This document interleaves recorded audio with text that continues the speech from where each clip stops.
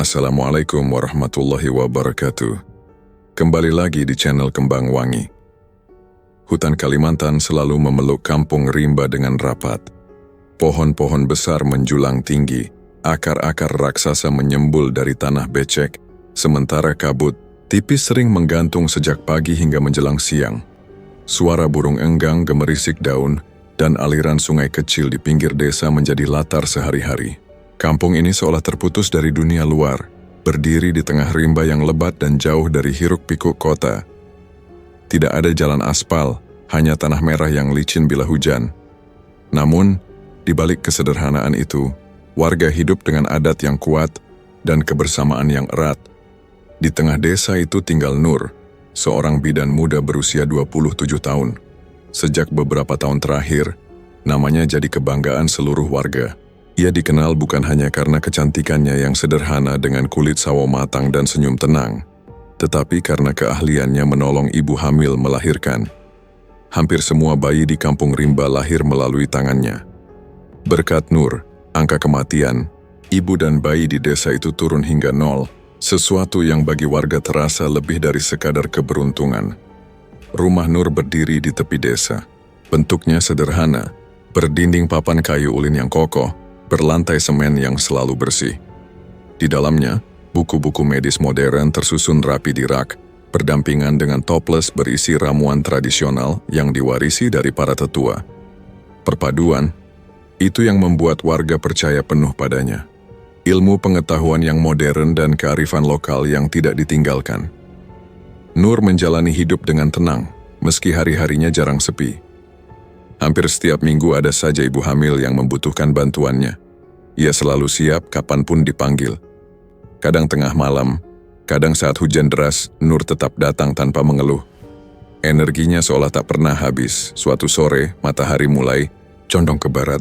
Suara anak-anak bermain masih terdengar dari halaman masjid desa. Nur sedang merapikan peralatan medisnya ketika terdengar ketukan di pintu. "Assalamualaikum Bu Bidan." Suara seorang lelaki terdengar dari luar. Nur segera membuka pintu. "Waalaikumsalam Pak Anwar." "Ada apa?" tanyanya ramah. Pak Anwar, seorang petani tua dengan wajah penuh keriput, berdiri sambil menunduk. "Istri saya Bu, perutnya sakit lagi. Katanya kontraksi kecil padahal belum waktunya." Tanpa menunda, Nur mengambil tas hitam berisi alat-alatnya. "Ayo, saya ikut sekarang. Jangan khawatir Pak, semua akan baik-baik saja." Mereka berjalan, menyusuri jalan setapak menuju rumah Pak Anwar. Di dalam rumah panggung sederhana itu, istri Pak Anwar berbaring dengan wajah pucat. Nur duduk di sampingnya, memeriksa dengan teliti. Ia menenangkan pasien dengan suara lembut. "Bu, tarik napas. Pelan ya, jangan tegang. Ini cuma kontraksi palsu, bayinya masih aman." Istri Pak Anwar mengangguk lemah. "Terima kasih Bu Bidan, saya sudah takut sekali." Nur tersenyum. "Tidak usah takut, saya akan terus memantau. Kalau ada yang terasa aneh, segera panggil saya." Percakapan singkat itu membuat seisi rumah lega. Pak Anwar menepuk bahu Nur. "Entah bagaimana desa ini tanpa ibu. Kami semua berutang budi." Nur hanya menunduk, merasa sungkan menerima pujian. Namun, wajahnya tetap tenang. Kabar seperti itu bukan pertama kalinya terdengar. Hampir setiap keluarga di kampung rimba punya cerita tentang Nur. Ada yang anaknya lahir dengan selamat meski persalinan sulit. Ada yang ibunya terselamatkan dari pendarahan berkat tindakan cepatnya. Semua kisah itu membuat warga menyebut Nur malaikat penolong. Namun di balik wajah ramahnya, Nur menyimpan keteguhan yang jarang diketahui orang lain. Setiap selesai menangani pasien, ia sering duduk sendirian di teras rumahnya, menatap hutan gelap di kejauhan. Ada rasa hening yang sulit dijelaskan. Sesekali ia menghela napas panjang, seolah ada beban yang dipikul tapi tak pernah diucapkan. Malam itu setelah pulang dari rumah Pak Anwar, Nur kembali ke rumahnya. Ia menyalakan lampu minyak, merapikan peralatan, lalu duduk membaca buku tentang kesehatan ibu hamil. Angin malam masuk lewat celah dinding kayu, membawa aroma tanah basah dan suara jangkrik yang nyaring. Tiba-tiba terdengar ketukan lagi di pintu. Nur terkejut karena jarum jam sudah menunjuk pukul 9. "Siapa?" tanyanya sambil mendekat. "Bu Bidan, ini saya, Laila." Suara seorang gadis muda terdengar lirih. Nur membuka pintu, mendapati Laila berdiri dengan wajah cemas. "Ada apa, Laila?" "Adik saya demam tinggi. Ibu menyuruh saya memanggil ibu." "Tolong, Bu." Tanpa banyak bicara, Nur kembali mengambil tasnya. "Baik, mari kita lihat." Mereka berjalan bersama menuju rumah Laila. Sepanjang jalan, lampu minyak dari rumah-rumah warga tampak redup. Suasana kampung terasa sunyi, hanya suara binatang malam yang mengisi. Nur tetap melangkah tenang, tidak menunjukkan rasa lelah sedikit, pun meski sudah bekerja seharian. Di rumah Laila, seorang bocah kecil terbaring panas. Nur segera memeriksa, memberi obat sederhana lalu menenangkan ibunya. "Tidak apa-apa, Bu, besok sudah turun panasnya. Jangan lupa beri minum banyak." Ibu Laila menitikkan air mata lega. "Allah memberkati ibu, Bu Bidan. Tanpa ibu kami tidak tahu harus bagaimana." Setelah memastikan bocah itu aman, Nur pamit pulang. Saat kembali, jalan desa sudah semakin sepi. Angin malam bertiup agak kencang, membuat dedaunan bergesekan seperti bisikan samar. Nur berjalan dengan langkah ringan, tidak merasa takut meski sendirian. Sesampainya di rumah, ia meletakkan tasnya, lalu duduk lama di kursi kayu. Tangannya menggenggam sebuah buku catatan. Matanya kosong menatap halaman yang penuh tulisan. Sesekali ia menghela napas berat. Di wajahnya yang biasanya tenang, tampak kilatan lelah yang jarang terlihat orang lain. Ia berbisik lirih pada dirinya sendiri, hampir seperti doa, "Semoga aku kuat." Malam semakin larut namun Nur masih terjaga. Lampu minyak bergoyang diterpa angin, bayangan di dinding bergerak pelan. Ia menatap buku-buku medis di rak, lalu bergeser ke toples berisi ramuan tradisional. Pandangannya lama berhenti di situ, seakan ada sesuatu yang sulit dijelaskan berkecamuk dalam benaknya. Di luar, suara serangga makin nyaring, seolah seluruh hutan bernafas bersama malam. Nur memejamkan mata, tapi pikirannya tidak tenang. Ia mencoba menenangkan diri, merasakan denyut nadi di pergelangan tangannya sendiri. Di saat seperti itu rasa hening terasa semakin berat. Lampu minyak berayun pelan, bayangannya menari di dinding. Nur duduk diam di kursi, menatap kosong ke arah rak yang penuh buku medis dan ramuan tradisional. Dadanya naik turun perlahan, seolah ada sesuatu yang ia tahan di dalam dirinya. Malam, di kampung rimba memang selalu sunyi, tapi malam ini terasa lebih menekan. Ia mencoba merebahkan diri di ranjang kecil, tapi mata sulit terpejam. Hening itu semakin menegaskan satu hal, dirinya selalu berbeda. Ia jarang merasakan letih, jarang merasakan sakit, seakan tubuhnya punya tenaga yang tidak pernah habis. Hal itu sering ia syukuri, tapi terkadang juga membuatnya bingung. Ia masih ingat sejak remaja jarang sekali merasakan panas badan atau batuk panjang, seperti anak-anak lain di desanya. Keesokan paginya, kampung mulai hidup dengan rutinitas biasa. Para lelaki berangkat ke ladang, perempuan menimba air di sumur. Anak-anak berlarian dengan kaki telanjang di jalan tanah. Di antara aktivitas itu, nama Nur kembali terdengar. Ada warga yang lewat depan rumahnya sambil berbincang pelan. "Bu, bidan itu kuat sekali ya. Semalam aku lihat lampunya masih menyala sampai hampir tengah malam," ujar seorang ibu kepada temannya. Temannya menoleh cepat, suaranya dikecilkan. "Iya, aku juga heran. Dia itu tidak pernah tampak capek. Bahkan, waktu hujan deras tempo hari, masih sempat-sempatnya datang menolong Ibu Anis melahirkan. Orang biasa mana kuat begitu." Nur yang sedang menyapu halaman rumahnya sempat mendengar potongan percakapan itu. Ia menunduk, pura-pura tak peduli, tapi hatinya terasa agak berat. Ia tahu, sebagian warga mulai memperhatikan hal-hal kecil darinya. Sesuatu yang selama ini ia anggap biasa, ternyata menimbulkan pertanyaan bagi orang lain. Siang harinya, Nur dipanggil ke rumah kepala dusun, Pak Mamat, yang istrinya sedang hamil besar. Rumah panggung kayu itu ramai oleh keluarga yang menyiapkan makan siang. Nur masuk dengan senyum ramah. "Assalamualaikum." "Waalaikumsalam." "Ah, Bu Bidan, "Mari duduk," sambut Pak Mamat sambil mempersilakan. Ibu saya sering bilang, beruntung sekali desa ini punya bidan seperti ibu. Semua orang jadi tenang. Nur menunduk sopan. "Saya hanya melakukan kewajiban, Pak." Istri Pak Mamat yang sedang duduk di tikar ikut menyahut. "Tapi Bu, saya ini heran. Ibu tidak pernah tampak lelah. Padahal, kalau saya jalan sedikit saja sudah ngos-ngosan." Nur tersenyum tipis, mencoba menutupi kegugupannya. "Mungkin sudah terbiasa, Bu. Kalau sering menolong orang lama-lama jadi kuat." Namun Pak Mamat menatapnya agak lama, seolah menyimpan rasa ingin tahu yang tidak diucapkan. Nur menunduk lagi, mengalihkan perhatian pada perut istrinya yang besar, lalu memeriksa dengan tenang. Di luar rumah beberapa tetangga masih berbisik. Wajah mereka serius, tidak seperti biasanya. Seorang lelaki paruh baya berkata lirih, "Aku tidak pernah lihat dia sakit. Padahal musim panas kemarin banyak yang kena demam, tapi dia sehat saja. Aneh, bukan?" Yang lain menimpali, "Aku juga. Dengar katanya waktu malam pun dipanggil dia tetap kuat. Kalau manusia biasa pasti sudah jatuh sakit." Jangan-jangan kalimat itu terhenti, tak berani diselesaikan. Nur yang keluar dari rumah Pak Mamat sempat melihat beberapa pasang mata mengawasinya.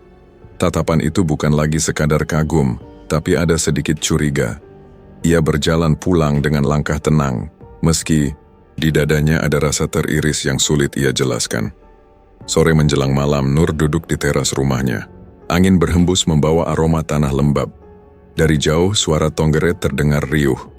Nur merapatkan selendangnya, berusaha mengusir rasa asing di hatinya. Pak Karim, seorang petani tua, kebetulan lewat. Ia berhenti sejenak, menatap Nur dengan raut wajah penuh pertimbangan. "Bu Bidan," sapanya pelan. "Iya Pak Karim, maaf kalau saya lancang. Ibu itu tidak pernah sakit ya?" Pertanyaan itu sederhana, tapi membuat Nur tercekat. Ia menoleh menatap Pak Karim yang matanya penuh rasa ingin tahu. "Saya jarang sakit, Pak.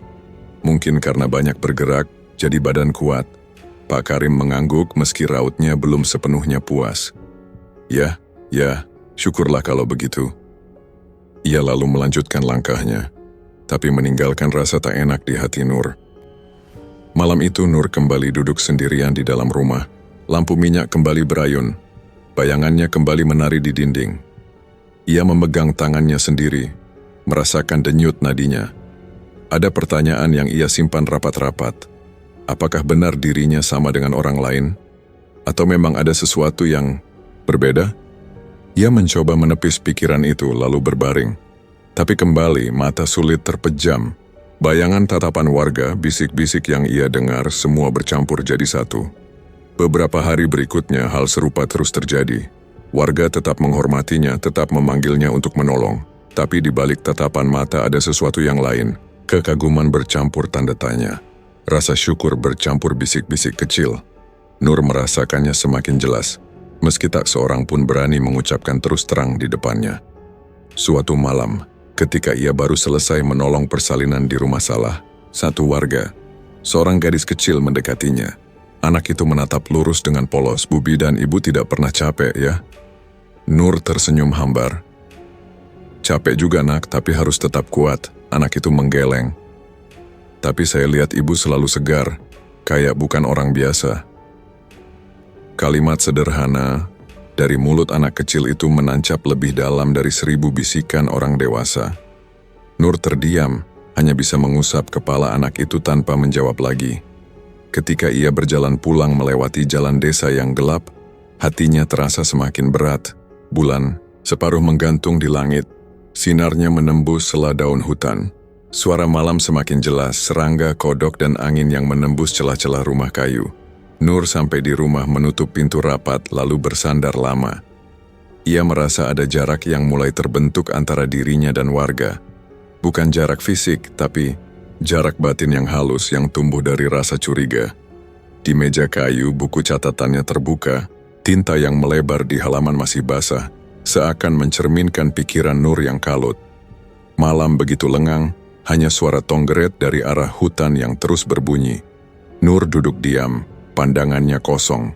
Hatinya penuh tanda tanya yang tidak bisa ia jawab sendiri. Pagi berikutnya, seorang gadis kecil berlari tergesa ke rumah Nur. Nafasnya terengah, wajahnya panik. "Bu Bidan," Bu Siti panggil. Katanya sakit. Nur segera bangkit, meraih tas hitamnya, lalu mengikuti gadis itu. Mereka menyusuri jalan tanah yang masih basah oleh embun. Udara pagi terasa berat. Nur berusaha menenangkan langkahnya, tapi ada firasat aneh yang membuat dadanya sesak. Di rumah Siti, suasana sudah riuh. Beberapa tetangga berkumpul, wajah mereka penuh cemas. Siti yang sedang hamil 7 bulan duduk di dipan bambu dengan wajah pucat, keringat dingin membasahi pelipisnya. Matanya sembab, jelas ia baru saja menangis. "Bu Bidan, saya mimpi buruk lagi," suaranya bergetar. Nur mendekat, berjongkok di sampingnya. "Coba ceritakan, Bu, apa yang Ibu lihat?" Siti menarik napas panjang. Suaranya lirih namun penuh ketakutan. "Ada sosok hitam, matanya merah menatap saya dari jendela. Dia terus mengikuti saya. Tadi malam, dia ada di kamar saya, berdiri di samping ranjang. Saya terbangun, tapi tubuh tidak bisa bergerak." Beberapa ibu yang mendengar langsung berbisik-bisik. Nur menahan diri agar tidak menunjukkan rasa terkejut. Ia berusaha tersenyum tipis. "Itu hanya mimpi, Bu. Kondisi ibu hamil kadang memang membuat tidur tidak nyenyak. Jangan terlalu dipikirkan." Namun, Siti menggeleng keras. "Ini bukan mimpi biasa, Bu. Rasanya nyata sekali. Saya takut ada yang buruk akan terjadi." Nur menggenggam tangannya, mencoba menyalurkan ketenangan. "Percayalah, semua akan baik-baik saja. Bayinya sehat, ibu harus banyak istirahat." Ia memeriksa denyut nadi dan perut Siti. Secara medis memang tidak ada yang janggal. Namun sorot mata Siti penuh rasa takut, dan itu membuat Nur ikut resah. Ia tidak bisa mengabaikan firasat yang begitu kuat. Malam harinya, kabar tentang mimpi Siti sudah menyebar ke seisi kampung. Bisik-bisik terdengar di pos ronda. Katanya Siti lihat makhluk hitam dengan mata merah. Jangan-jangan itu pertanda buruk. Nur yang lewat sepulang dari rumah pasien lain mendengar suara-suara itu. Ia berjalan tanpa menoleh, tapi langkahnya terasa lebih berat. Beberapa hari kemudian, kekhawatiran Siti terbukti. Tengah malam, keluarga Siti berteriak minta tolong. Nur bergegas datang dengan obor di tangan. Begitu masuk ke rumah, ia mendapati Siti terbaring lemah. Darah mengalir deras dari tubuhnya. "Bu Bidan, tolong, dia pendarahan," jerit suaminya, Hasan, dengan wajah panik. Nur segera membuka tasnya, berusaha menghentikan pendarahan. Tangannya cekatan, matanya fokus, tapi keringat dingin bercucuran di dahinya. Ia tahu kondisinya gawat. "Siti, bertahan. Tarik napas dalam-dalam. Saya di sini," kata Nur sambil terus bekerja. Siti hanya menangis lemah, wajahnya pucat pasi. Beberapa tetangga menangis melihat pemandangan itu. Hasan menggenggam tangan istrinya erat-erat. Namun, meski Nur sudah berusaha sekuat tenaga, janin yang dikandung Siti tidak bisa diselamatkan. Keguguran terjadi begitu cepat tanpa sebab yang jelas. Nur menunduk, matanya berkaca-kaca. Hasan terdiam lama, lalu menatap Nur dengan wajah hancur. "Kenapa bisa begini, Bu? Istri saya sehat, semua baik-baik saja. Kenapa mendadak begini?" Nur mencoba menjawab, suaranya pelan. "Saya tidak tahu, Pak. Secara medis, tidak ada tanda sebelumnya. Saya mohon maaf." Tangis pecah di dalam rumah itu. Nur hanya bisa duduk terpaku, hatinya diguncang rasa bersalah yang dalam. Ia merasa gagal, meski tahu itu bukan salahnya. Malam itu, setelah semua reda, Nur pulang dengan langkah gontai. Hatinya tidak tenang. Ia teringat ucapan neneknya di masa kecil tentang makhluk pengincar janin. Neneknya pernah berpesan, kalau ada ibu hamil sering mimpi buruk, hati-hati. Itu tanda ada makhluk yang mengintai. Nur menggelengkan kepala, berusaha mengusir bayangan itu. Ia menatap langit malam, tapi bintang seolah meredup. Suara hutan makin riuh, seakan ikut menekan dadanya. Sesampainya di rumah, ia langsung duduk di ranjang. Tangannya gemetar, jantungnya berdegup kencang. Telinganya tiba-tiba terasa panas, lalu terdengar suara bisikan lirih begitu dekat. "Kamu tahu ini baru permulaan." Nur terlonjak, matanya membelalak. Ia menoleh ke kiri dan kanan, tapi rumahnya kosong. Hanya lampu minyak yang berayun pelan. Suara jangkrik mendadak terdengar semakin nyaring, membuat bulu kuduknya berdiri. "Siapa?" Nur berbisik, mencoba meyakinkan diri bahwa itu hanya halusinasi. Tapi rasa dingin menjalari tengkuknya. Ia memeluk tubuh sendiri, mencoba menenangkan napas. Rasa takut bercampur bingung. Ia tidak tahu apa yang sebenarnya sedang dihadapi. Malam itu, Nur tidak tidur. Ia duduk di kursi kayu, pandangan kosong ke arah dinding. Bayangan bisikan itu terus menghantui, membuat tubuhnya kaku. Ia mencoba membaca doa-doa pendek, tapi rasa gelisah tidak juga pergi. Keesokan paginya wajah Nur terlihat pucat. Beberapa warga yang lewat sempat memandanginya dengan tatapan penuh tanya. Namun tidak ada yang berani menanyakan apapun. Hanya bisik-bisik pelan yang semakin sering terdengar. Di dalam dirinya, Nur menanggung beban yang makin berat. Ia tidak hanya menghadapi rasa bersalah atas keguguran Siti, tapi juga ketakutan yang sulit ia pahami. Apakah mimpi Siti hanya kebetulan, atau memang ada sesuatu yang lebih gelap mengintai kampung rimba? Nur memandang ke arah hutan lebat di tepi desa. Hari-hari berikutnya, kegelisahan di kampung rimba semakin terasa. Warga mulai resah setelah tragedi menimpa Siti. Seolah menjadi awal, kasus keguguran lain muncul di rumah-rumah berbeda. Tidak ada penjelasan medis yang memadai. Semua ibu hamil yang sebelumnya sehat mendadak mengalami pendarahan. Tangis bayi yang tidak jadi lahir berubah menjadi tangis kehilangan di tengah malam. Suasana desa berubah, malam-malam jadi lebih sunyi. Warga berkumpul di pos ronda bukan hanya untuk berjaga, tapi juga untuk membicarakan sesuatu yang dulu hanya dianggap dongeng. "Aku dengar kemarin, istrinya Pak Tamin juga keguguran," kata seorang lelaki sambil menyalakan rokok kretek. Temannya menatap ngeri. "Itu sudah yang ketiga dalam sebulan. Ada apa sebenarnya?" Bisik-bisik mulai menyinggung satu nama, Kuyang. Seorang ibu yang ikut nimbrung di pos ronda berbisik lirih. "Dulu nenekku sering cerita, Kuyang itu kepala manusia yang terbang dengan isi perut menjuntai. Dia suka mengincar janin ibu hamil." Lelaki lain mendengus, mencoba menertawakan. Itu cuma dongeng untuk nakut-nakuti anak kecil. Namun wajah-wajah di sekitarnya tetap tegang. Mereka tahu, keguguran beruntun tidak bisa dijelaskan dengan logika biasa. Nur mendengar kabar itu saat berkunjung ke rumah pasien. Ia mencoba menyangkal dalam hati. Sebagai bidan, ia terbiasa menjelaskan dengan medis, bukan dengan cerita gaib. Tapi rasa gelisah tak bisa ia redam. Terlalu banyak kebetulan, terlalu banyak kejadian yang tidak punya alasan jelas. Suatu malam suasana desa pecah. Hasan, suami Siti, berlari ke pos ronda dengan wajah pucat. Napasnya memburu, tubuhnya gemetar. "Aku lihat, aku sendiri yang lihat," teriaknya dengan suara parau. Orang-orang mendekat, penasaran. "Lihat apa, San?" Hasan menelan ludah, suaranya pecah. Di luar rumah tetangga, ada kepala manusia terbang. Rambutnya panjang, matanya merah, isi perutnya menjuntai. Aku tidak salah lihat. Seisi pos ronda langsung terdiam. Beberapa orang bergidik, sebagian menatap satu sama lain dengan wajah tak percaya. "San, jangan sembarangan bicara. Itu bisa bikin panik orang sekampung," ujar seorang bapak mencoba menenangkan. Hasan menepuk dadanya sendiri, matanya liar. "Demi Allah, aku tidak bohong. Aku tidak bisa tidur, keluar rumah sebentar, lalu aku lihat jelas.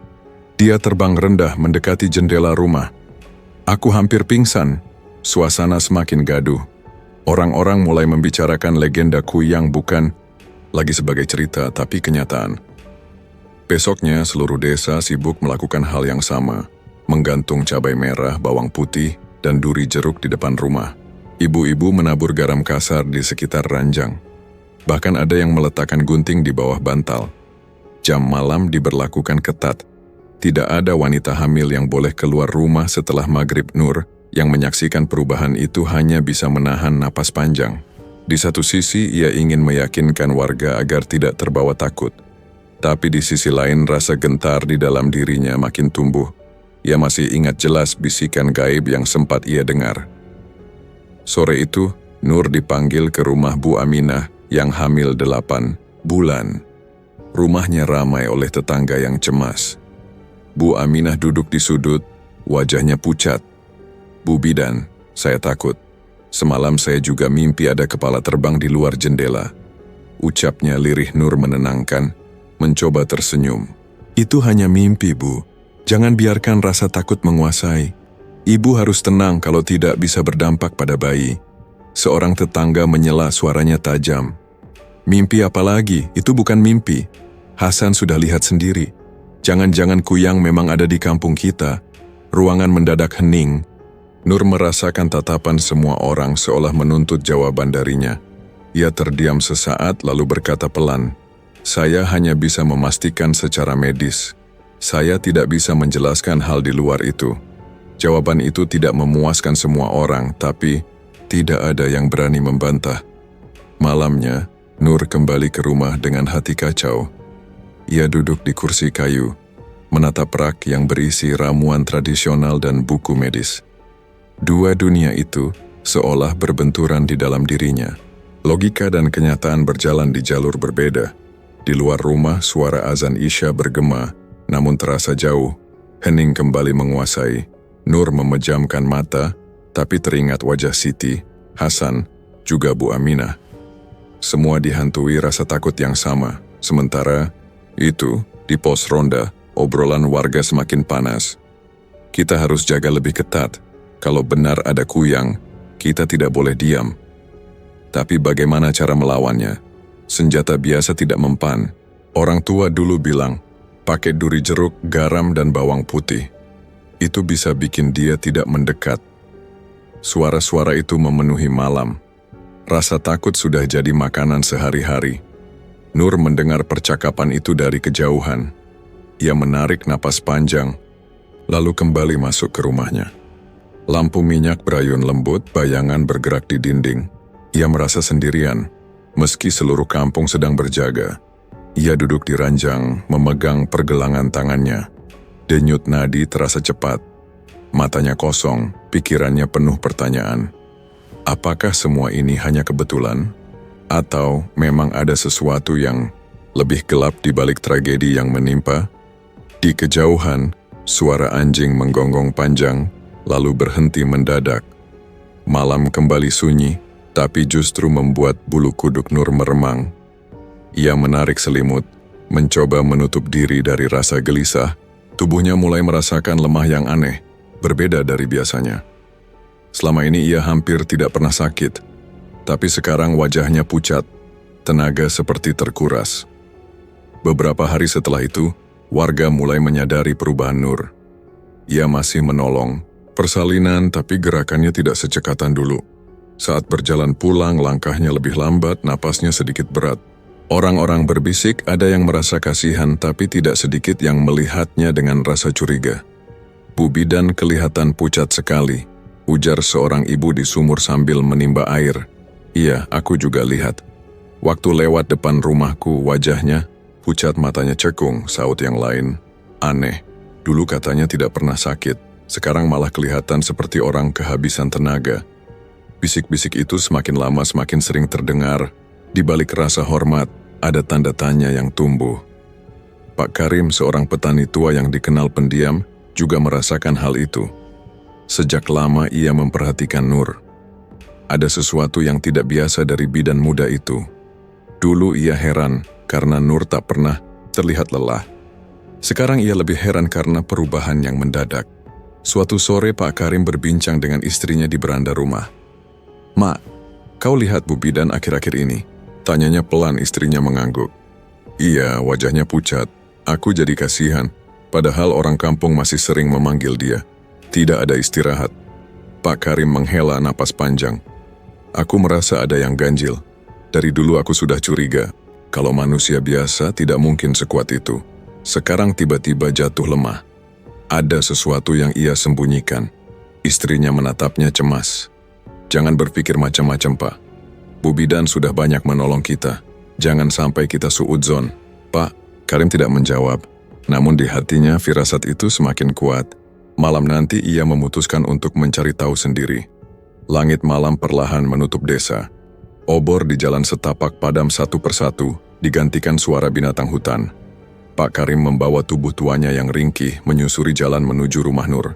Langkahnya hati-hati, ia tidak ingin ada yang tahu. Dari balik pohon pisang di samping rumah, ia mengintip ke dalam melalui celah dinding kayu. Matanya sempat kabur karena usia, tapi malam itu penglihatannya terasa lebih tajam karena didorong rasa takut bercampur penasaran. Di dalam rumah, Nur duduk bersila di lantai. Meja kayu kecil di depannya dipenuhi benda-benda yang tidak pernah terlihat sebelumnya. Lilin hitam yang menyala redup, sebuah mangkuk berisi cairan merah kental, dan beberapa daun kering yang terbakar mengeluarkan asap tipis. Wajahnya yang pucat tampak serius, matanya tertutup seolah membaca sesuatu dalam diam. Pak Karim menahan napas. Jantungnya berdegup kencang. Ia ingin berpaling, tapi matanya terikat oleh pemandangan itu. Nur mulai bergumam pelan, suaranya rendah dan terputus-putus. Tangannya bergerak, mencelupkan jari ke cairan merah lalu mengusap keningnya sendiri. Bayangan lilin menari di dinding, membuat suasana semakin mencekam. Ya Allah, bisik Pak Karim sangat lirih, hampir tidak terdengar. Tiba-tiba, tubuh Nur bergerak aneh. Ia menunduk, kedua tangannya menekan lantai. Dari lehernya muncul bunyi sendi berderak, perlahan sangat perlahan, kepalanya terangkat menjauh dari tubuh. Urat-urat dan organ dalam ikut tertarik keluar, berkilat basah dalam cahaya lilin. Rambutnya tergerai panjang, matanya memerah. Pak Karim hampir berteriak, tapi ia buru-buru menutup mulut dengan tangannya. Keringat dingin mengucur di pelipis. Ia tidak pernah menyangka akan melihat hal seperti itu dengan mata kepalanya sendiri. Di depan matanya, sosok yang selama ini disebut Kuyang benar-benar ada, dan itu adalah Nur, bidan yang dihormati. Kepala itu melayang perlahan, organ tubuh menjuntai, suaranya berdesis pelan seperti napas panjang yang keluar dari dalam rongga. Pak Karim mundur satu langkah, tapi ranting kering di bawah kakinya patah, mengeluarkan bunyi kecil. Nur, atau wujud Kuyang itu, tiba-tiba berhenti bergerak. Matanya yang merah menyala menoleh ke arah jendela. Pak Karim menahan napas lebih kuat. Tubuhnya gemetar. Lututnya hampir tidak mampu menopang. Ia berdoa dalam hati, berharap tidak terlihat. Setelah beberapa detik yang terasa seperti seabad, kepala itu berbalik lagi lalu melayang ke arah atap rumah. Pak Karim segera berlari kecil menjauh dari rumah itu. Nafasnya tersengal, dadanya sakit, tapi ia tidak berhenti sampai tiba di ladangnya yang gelap. Ia berdiri di sana menatap ke arah rumah Nur yang samar tertutup kabut malam. Ya Allah, apa yang sudah aku lihat barusan? Suaranya parau, malam. Itu ia tidak bisa tidur. Bayangan kepala Nur yang terlepas dari tubuh terus menari di pikirannya. Ia tahu, rahasia besar sudah terbongkar di matanya. Namun beban itu terlalu berat untuk segera diucapkan. Sementara itu di dalam rumah, tubuh Nur yang tanpa kepala tetap duduk bersila, diam tak bergerak. Lilin hitam terus menyala, cahayanya bergoyang diterpa angin yang masuk lewat celah papan. Cairan merah di mangkuk berkilat, mengeluarkan bau anyir samar. Kepala yang melayang kembali turun perlahan, menempel lagi ke tubuhnya dengan suara basah yang membuat bulu kuduk berdiri. Nur membuka mata. Matanya kembali hitam biasa, wajahnya lesu. Ia menarik napas panjang seolah habis menanggung beban besar. Ia meraih kain tipis untuk menutup wajah, lalu rebah di lantai. Tubuhnya gemetar tapi bukan karena kedinginan. Ada sesuatu yang ia sembunyikan terlalu dalam, sesuatu yang tidak bisa diketahui orang lain. Lampu minyak redup, lilin hitam padam, tapi bekas asap dan bau darah masih tertinggal di udara. Nur menutup matanya, tubuhnya masih gemetar. Batinnya semakin gelisah, seakan ritual itu bukan lagi pilihan, melainkan sesuatu yang harus ia lakukan agar tetap bisa berdiri di siang hari. Di luar, hutan kembali berbisik, Angin malam menyapu dedaunan, membawa suara samar yang seolah merayap ke dalam rumah-rumah warga. Pak Karim duduk di beranda, wajahnya pucat, mata kosong menatap gelap. Rahasia yang ia lihat malam itu menekan dadanya. Ia tahu, tidak mungkin menyimpannya sendirian. Keesokan paginya, Pak Karim akhirnya membuka mulut. Ia memanggil beberapa tetua di balai desa. Suaranya gemetar namun tegas. Aku melihat sendiri, Bubi dan Nur bukan manusia biasa. Orang-orang menoleh, wajah mereka bingung. Maksudmu apa, Pak Karim? Tanya seorang lelaki dengan nada ragu. Pak Karim menghela napas panjang. Aku mengintai rumahnya tadi malam. Ia melakukan ritual dengan lilin hitam dan darah, lalu kepalanya lepas dari tubuh, terbang dengan organ dalam menjuntai. Ruangan langsung riuh, beberapa menutup mulut, ada yang langsung beristighfar. Jangan sembarangan bicara, Pak. Itu tuduhan berat, bentak seorang pemuda. Namun Pak Karim menatap, lurus matanya berkaca-kaca. Demi Allah, aku tidak bohong. Aku lihat dengan mata kepalaku sendiri. Bidan Nur adalah kuyang. Kabar itu menyebar secepat api di musim kemarau. Satu mulut ke mulut lain, hingga seluruh kampung mendengar. Warga gempar. Orang yang selama ini mereka anggap malaikat penyelamat, ternyata, menurut kesaksian Pak Karim, adalah iblis yang memakan. Janin di pos ronda, suara orang bercampur jadi satu. Tidak mungkin, Bu Bidan begitu baik, tapi lihat banyak ibu hamil keguguran. Bukankah itu aneh? Kalau benar Nur adalah kuyang, berarti semua nyawa yang dia selamatkan dulu hanya tipu daya. Amarah bercampur kecewa. Rasa hormat dan terima kasih seketika runtuh. Perasaan dikhianati begitu dalam, seolah luka lama yang dibuka dengan kasar. Pak Mamat, kepala dusun, akhirnya berdiri di depan warga yang berkumpul. Wajahnya serius, suara parau namun lantang. Warga kampung Rimba, kita tidak bisa diam. Kalau benar bidan itu iblis, kita harus hentikan terornya. Jangan biarkan ada lagi anak yang jadi korban. Sorak suara menyambut. Betul, kita tidak boleh tinggal diam. Malam itu warga duduk berkerumun. Obor dinyalakan, bambu runcing dipersiapkan. Ada yang membawa garam, ada yang menggenggam daun pandan, ada pula yang menyiapkan bawang putih dan duri jeruk. Semua benda itu dipercaya bisa melukai makhluk gaib, namun di balik semangat ada wajah-wajah yang masih menyimpan keraguan. Seorang ibu berbisik pada tetangganya, "Kalau semua ini salah bagaimana? Bukankah Bu Bidan sudah menolong kita selama ini?"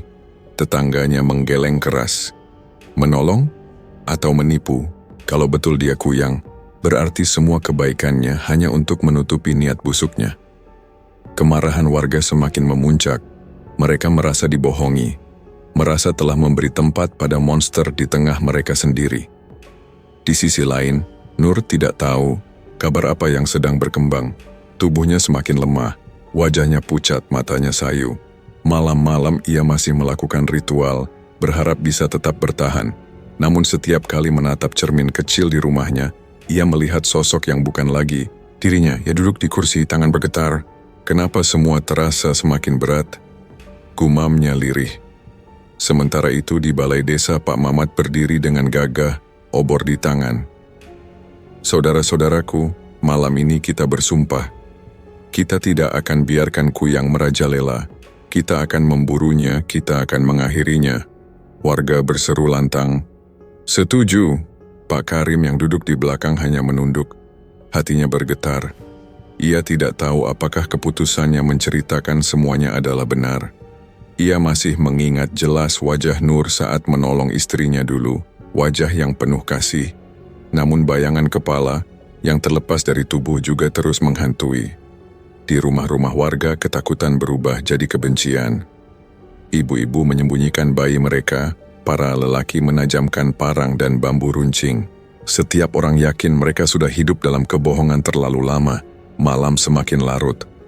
Obor berderet di sepanjang jalan desa, cahaya bergetar ditiup angin. Suara teriakan dan langkah kaki bergema menciptakan suasana mencekam. Pak Mamat, apakah kita benar-benar sanggup melawannya? Tanya seorang pemuda dengan wajah tegang. Kita tidak punya pilihan, jawab Pak Mamat singkat. Lebih baik mati melawan daripada hidup dalam ketakutan. Warga saling pandang, wajah mereka keras. Di balik itu, ada juga yang gemetar tapi tidak ada yang berani mundur.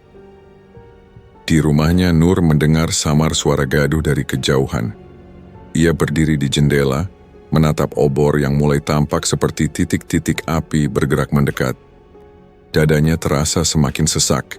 Ia tahu sesuatu sedang berubah di kampung ini. Ia duduk kembali, memeluk lututnya, wajah menunduk, nafasnya pendek, tubuhnya gemetar. Untuk pertama kalinya, ia merasa benar-benar sendirian. Sementara itu, di jalan desa, Pak Karim berjalan di antara kerumunan. Ia tidak membawa senjata, hanya tongkat tuanya. Dalam hatinya ada perasaan bercampur, takut, bersalah, marah, juga bingung. Seorang pemuda menoleh padanya. Pak Karim, bapak yang paling tahu.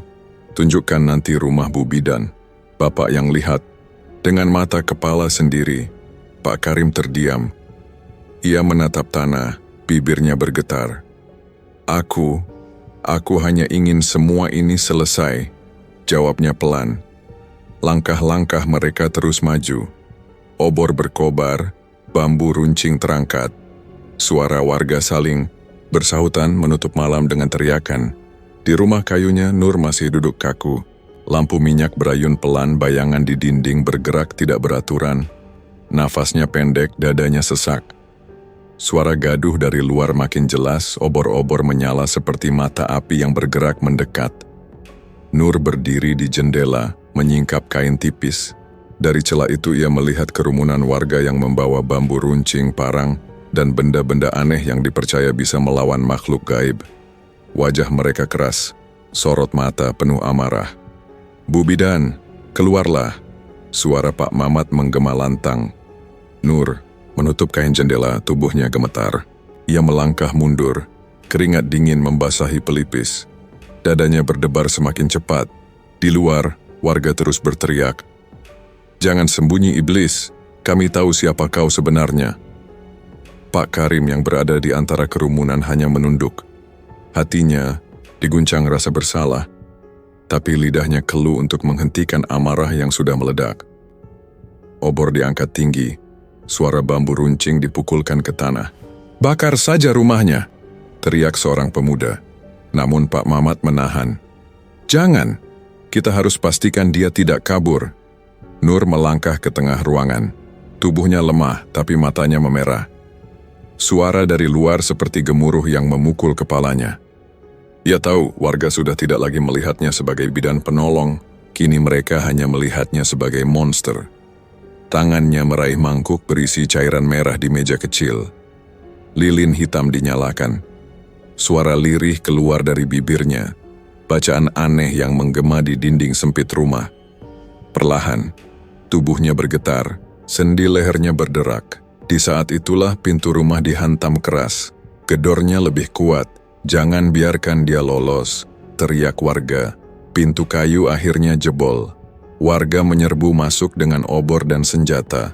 Mata mereka langsung menangkap pemandangan yang tidak akan pernah dilupakan. Nur sedang dalam proses berubah.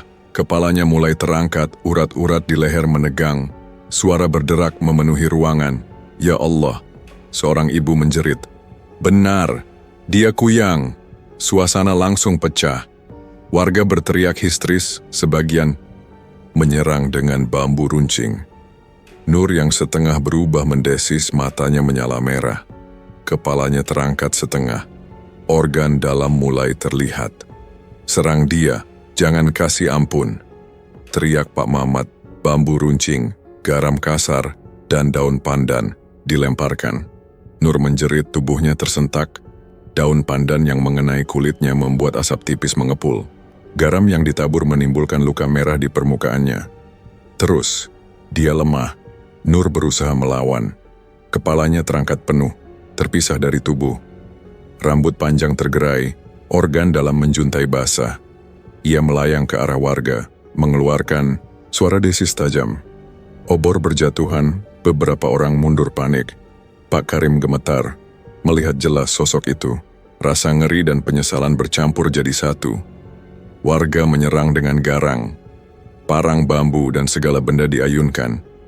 Nur melayang lincah, tapi serangan bertubi-tubi membuat tubuh astralnya terluka. Setiap kali terkena garam ia berteriak pedih. Bakar. Dia, jangan biarkan kabur. Namun Nur masih punya kekuatan. Dengan suara menggelegar ia menghantam obor hingga padam. Ruangan jadi gelap.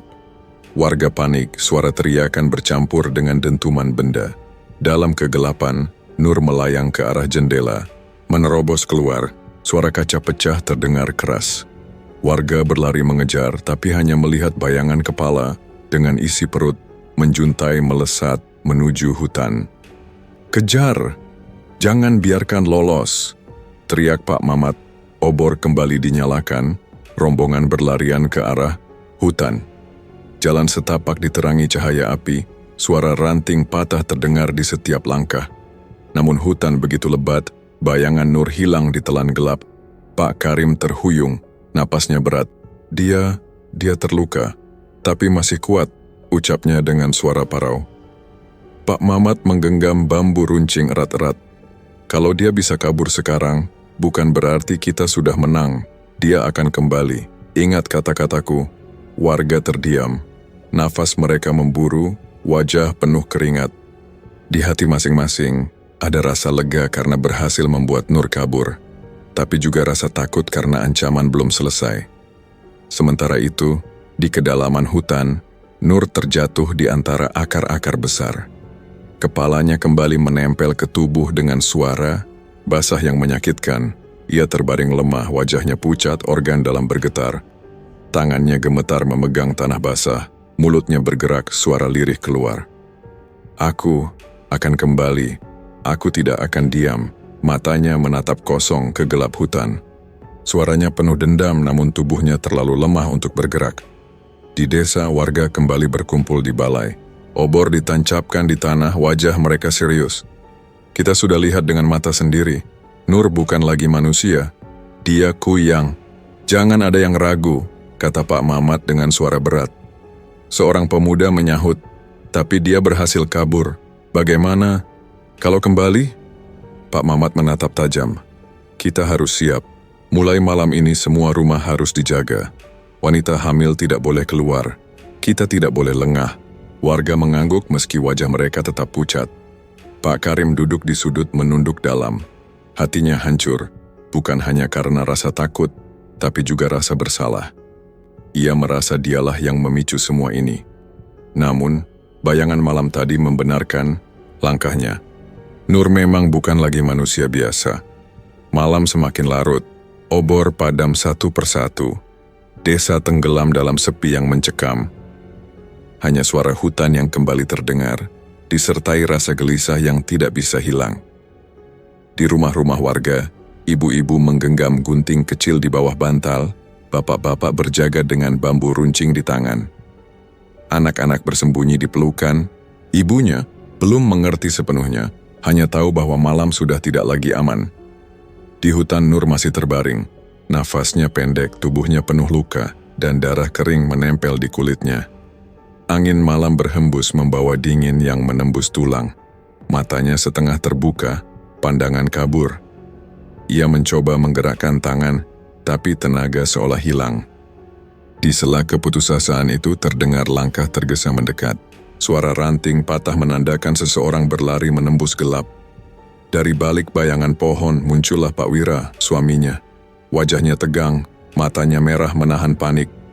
Nur, serunya lirih sambil meraih tubuh istrinya.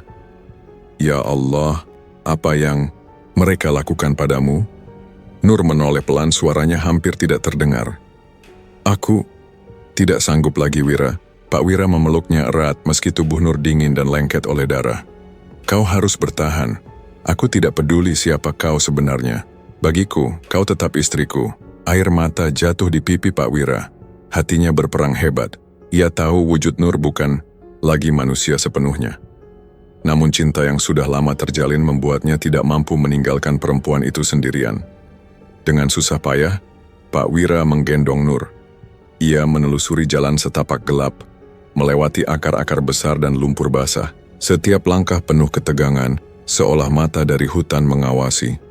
Beberapa jam kemudian, mereka tiba di sebuah gudang tua di pinggir desa. Bangunannya lapuk, dinding papan bolong, atapnya bocor. Tidak ada yang pernah menempati tempat itu lagi.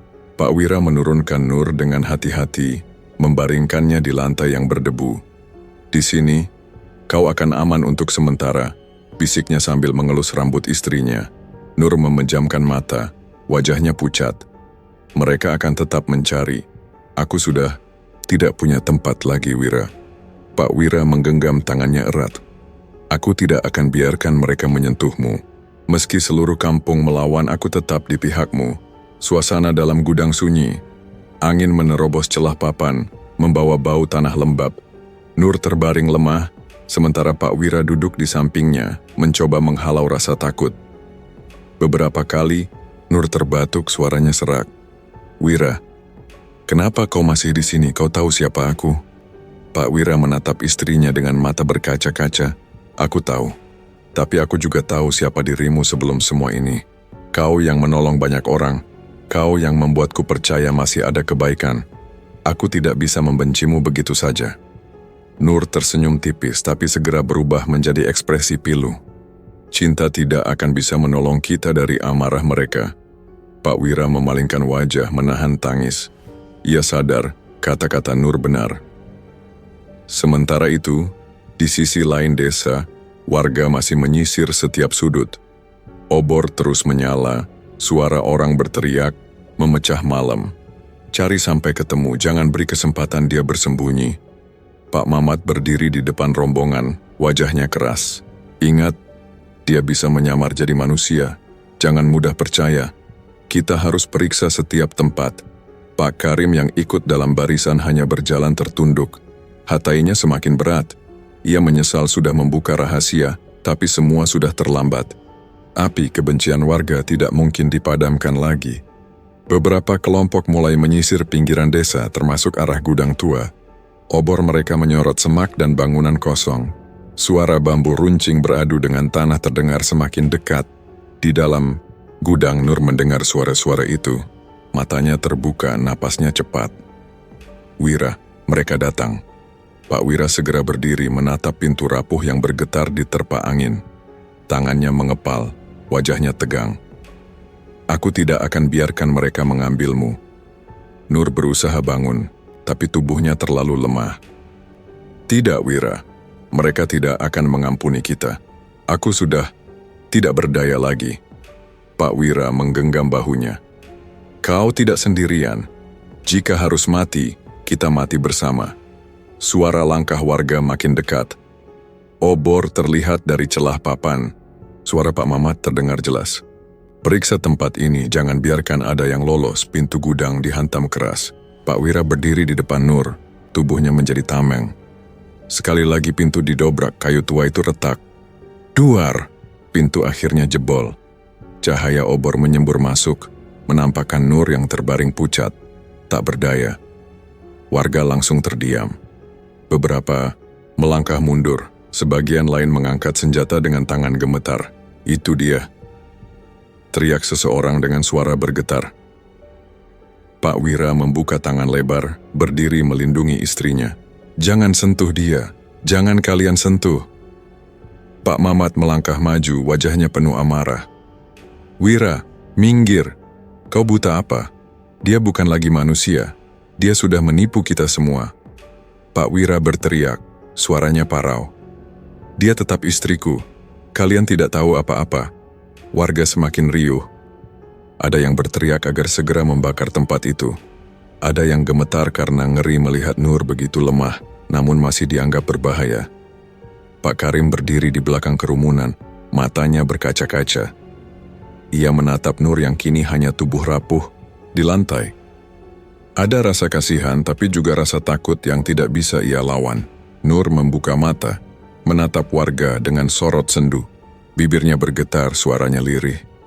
"Kalau aku memang monster, kenapa dulu aku menolong kalian?" Kalimat itu membuat keheningan singkat. Namun amarah yang sudah telanjur membakar sulit dipadamkan. Pak Mamat mengangkat tangannya, memberi tanda. "Jangan terpengaruh." Itu tipu daya. Kita harus akhiri malam ini. Obor semakin mendekat, bambu runcing teracung. Nur memejamkan mata, air mata jatuh di pipinya.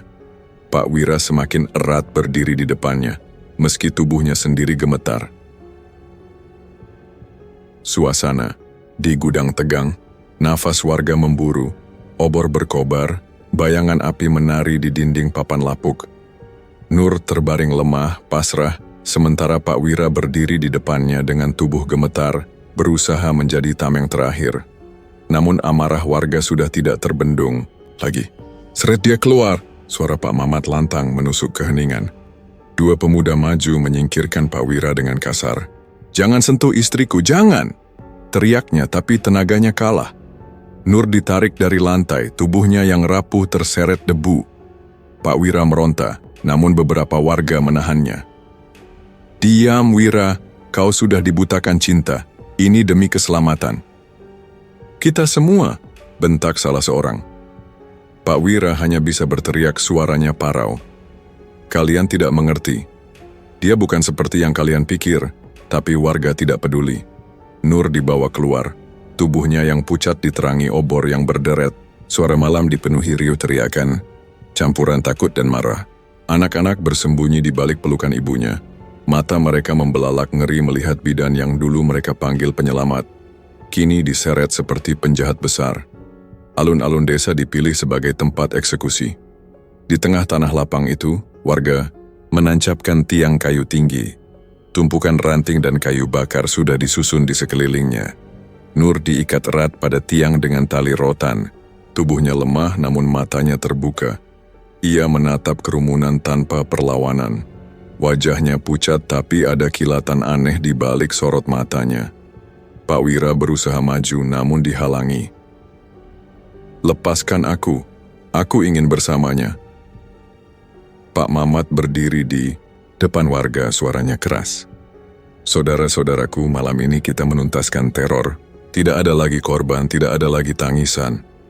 Kita akhiri iblis ini di depan mata kita sendiri."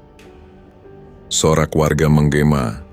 Meski banyak wajah tetap pucat oleh rasa takut. Nur mendongak, menatap Pak Mamat. Suaranya lirih tapi jelas. "Iblis, jadi semua jasaku dulu tidak berarti apa-apa bagimu?" Pak Mamat mengeraskan rahang, tidak menjawab. Ia memberi tanda. Obor diangkat, kayu kering mulai disiram minyak. Bau menyengat memenuhi udara. Pak Karim yang berdiri agak jauh memegang tongkatnya erat.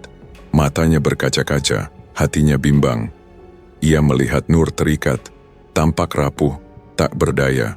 Kenangan saat istrinya ditolong Nur kembali terbayang.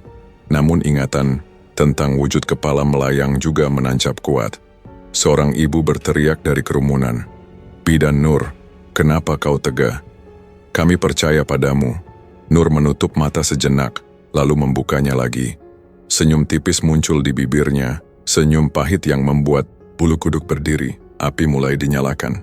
Kayu kering segera menjilat tinggi, kobaran panas mendekat ke tubuh Nur. Pak Wira berteriak histeris berusaha menerobos barisan, tapi tubuhnya dipegang erat beberapa lelaki.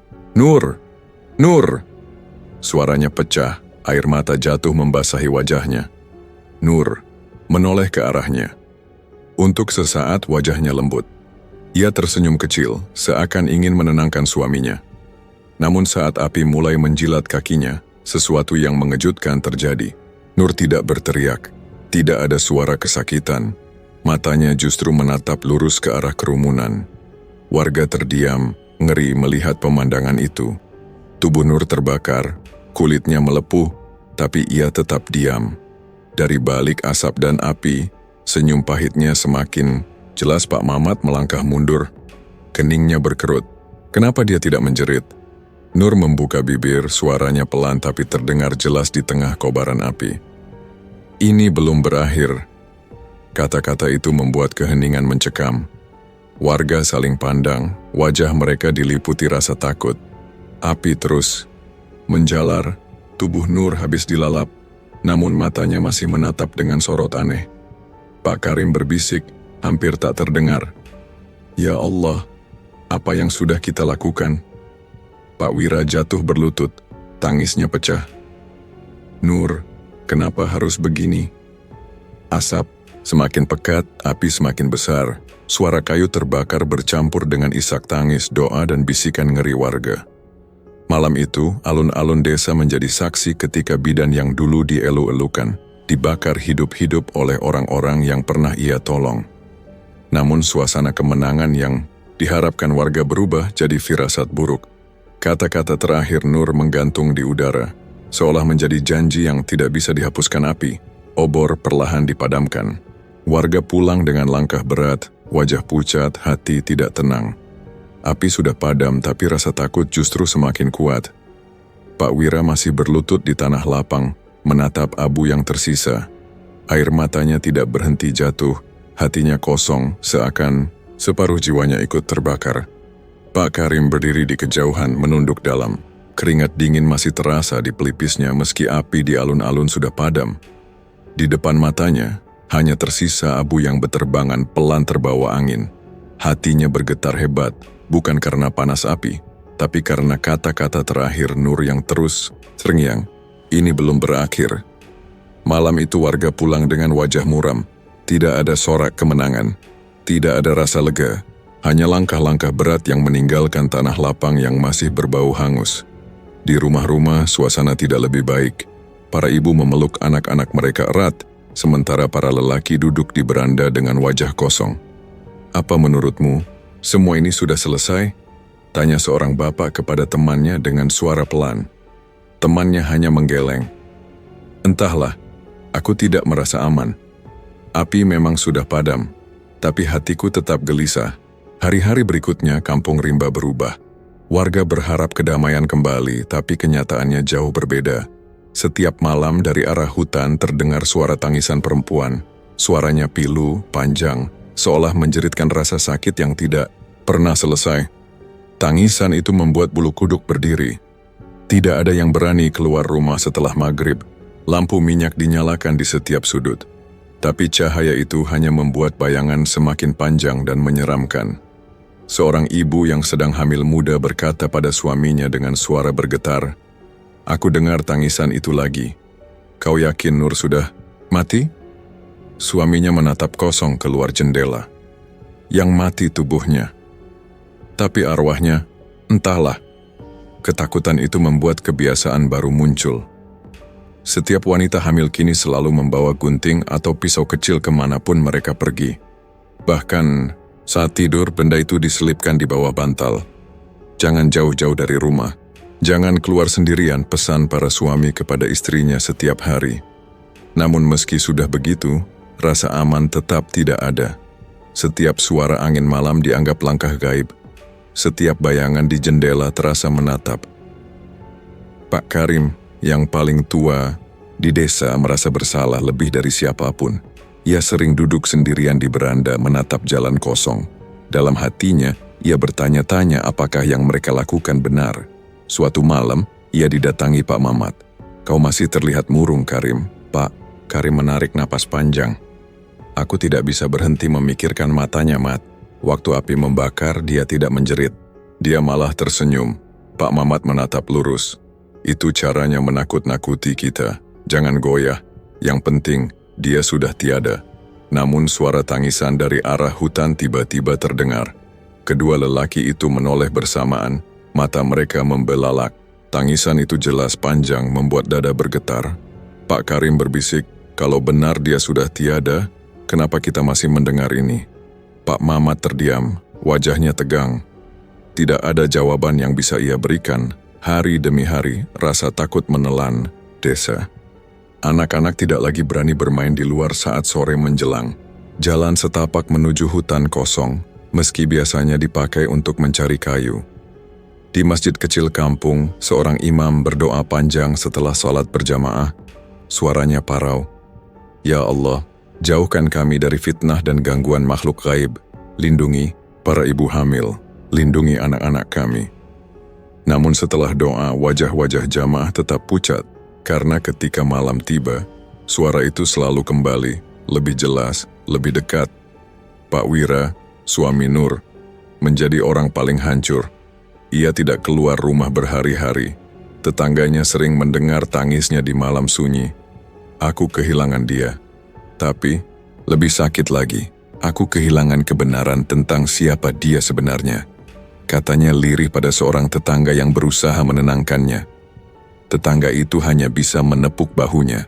Tidak ada kata yang mampu mengurangi beban di hati Pak Wira. Kampung Rimba perlahan berubah jadi tempat yang sunyi.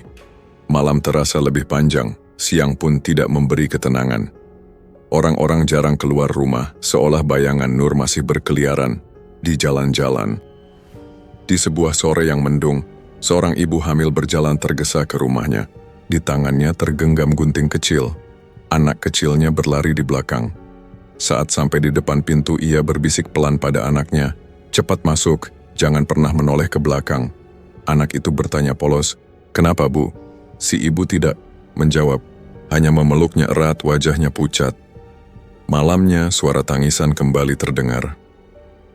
Kali ini lebih jelas, seolah berasal dari tengah kampung. Warga menutup rapat pintu dan jendela, tapi tidak ada yang bisa benar-benar memejamkan mata. Pak Karim duduk di beranda rumahnya. Tangan gemetar memegang tasbih. "Astagfirullah, apa semua ini hukuman karena kita membakar dia?" Istrinya menatapnya dengan wajah cemas. "Jangan bicara begitu, Pak. Nanti orang-orang dengar." Namun hatinya sendiri ikut merasakan hal yang sama. Api memang sudah memakan tubuh Nur, tapi arwahnya tidak pernah hilang.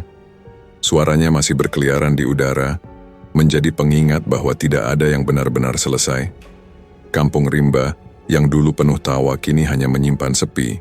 Hutan di sekeliling desa makin terasa menutup, bayangan pepohonan menjelma dinding gelap. Malam menjadi penjara, warga hidup dengan doa-doa, tapi doa pun terasa ringan di hadapan ketakutan yang begitu nyata. Suara tangisan itu terus ada, tidak setiap saat, tapi cukup sering untuk membuat hati tidak pernah tenang. Dan setiap kali tangisan itu terdengar, warga teringat wajah Nur di tiang kayu, tersenyum di tengah api, lalu berkata dengan suara yang tidak pernah hilang, "Ini belum berakhir." Itulah akhir dari cerita ini. Terima kasih sudah mendengarkan cerita horor ini sampai selesai. Gimana ceritanya teman-teman semua? Jika ada saran dan kritik, jangan sungkan untuk berkomentar di kolom komentar. Dan jangan lupa untuk subscribe dan nyalakan lonceng notifikasinya agar tak ketinggalan cerita horor lainnya dari Kembang Wangi. Saya mohon maaf jika ada salah kata, saya akhiri. Wassalamualaikum warahmatullahi wabarakatuh.